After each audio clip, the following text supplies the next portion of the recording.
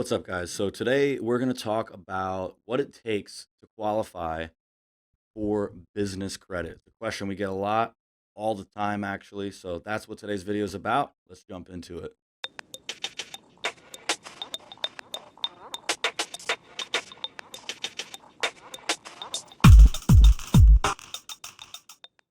All right. So what does it take to qualify for business credit? Let's say I want to get access to 50, 100, $150,000 in the next 2 to 3 weeks, just like a lot of our clients do at Fund and Grow. What does that take to qualify for that type of credit? So let's talk about that. It's really based on your personal credit. Okay. It's all about your personal credit. So as long as you have a decent credit score, typically with a 730 score and up, you're in good shape. 730 score is where we start, but there's a lot more that goes into that as far as like what's on your credit history, all that good stuff.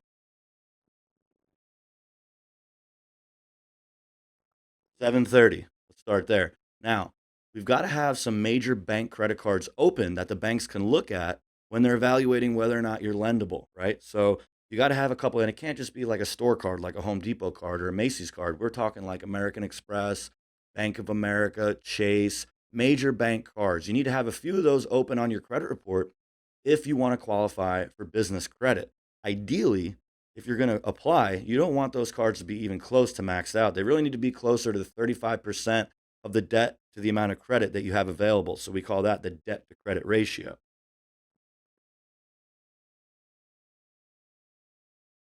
Debt. So the DC stands for debt to credit ratio. And I need to invest in another microphone so that I can stand over there and talk without having to come back over here to the microphone. So I apologize. Until then, bear with me. So 730 score, 35% debt to credit ratio. So if you've got, let's say, $10,000 worth of credit limit available, you want to have your balance right around $3,500. That'd be about 35%. And if it's lower, that's fine. If you pay off your cards in full every month, that's great. Just make sure you do it a few days before the reporting date. Or I'm sorry, make sure you do it a few days before the due date, because the reporting date that the bureaus actually report, the bank reports to the bureau, isn't always right at that same due date. It's a few days before. So make sure you pay them off in full if you're going to do that a few days before the due date.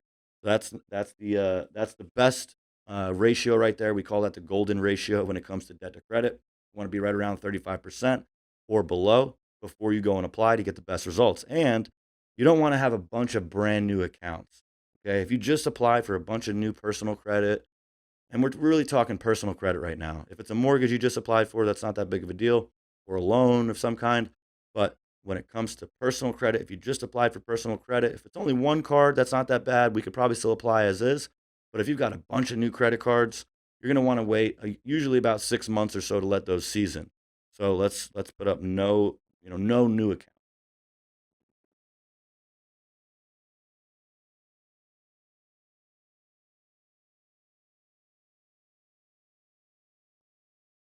And remember, when I say new accounts, I'm talking personal credit. And if it's just one account, that's fine. Usually we can still apply as is.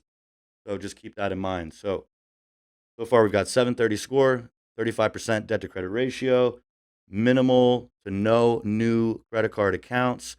The next thing is obviously going to be, we don't want a bunch of blemishes. We don't want a bankruptcy or collections or late payments. If you've got that going on, you might want to do credit repair. It'd probably behoove you to do that so that you get your credit improved to the best place possible. So then when you do apply, you can get the larger results. You can get the higher limit cards like so many of our clients are getting. I just interviewed a client, he got $293,000 in business credit.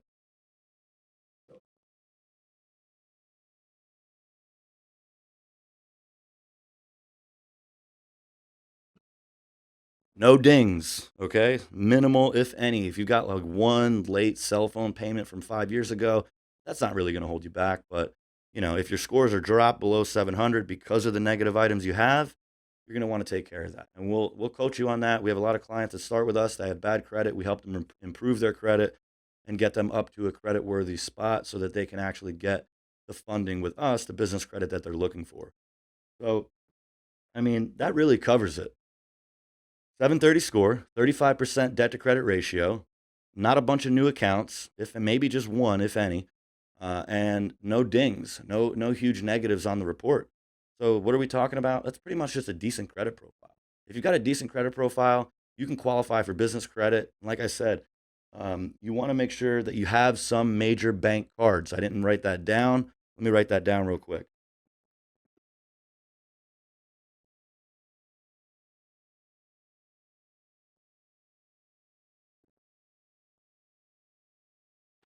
I never knew how hard it was to write while a camera's watching you.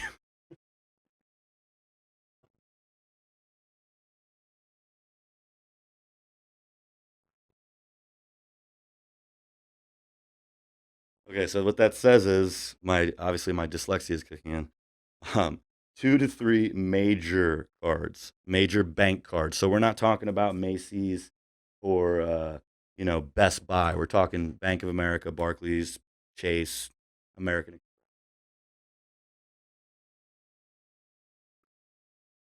Was the hardest word I've had to spell in a long time. And it's not even I couldn't spell it. I just couldn't write it. I don't know. I don't know why.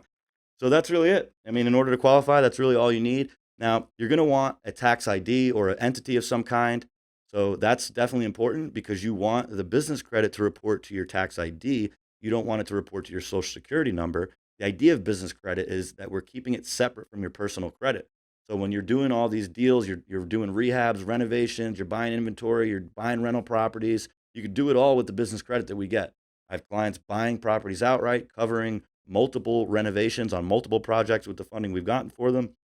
So you're going to want to have a tax ID or an entity, and that's really it. That's pretty much what you need to qualify. It's not rocket science, it's pretty straightforward. But even if you do qualify and you have good credit, sometimes the bank's going to shoot you down if you don't have any previous business credit history. Now with us, it's a lot different. We have a huge amount of volume going through the banks every single month. We're doing 15 million on average every month that we originate. So it's a lot easier for us to get approved with somebody who has no previous business credit history. As long as you have the good credit score, you're good. So if you like the video, feel free to give us a like, subscribe, please. That really does help us. We're trying to put out information just to give people free info. That's really it. Obviously, we want some exposure as well, but we're really going to go above and beyond with the amount of content and the amount of actionable info that we're going to be putting out there. So give us a like, subscribe, and we'll talk to you in the next video. Thanks a lot. Have a good one.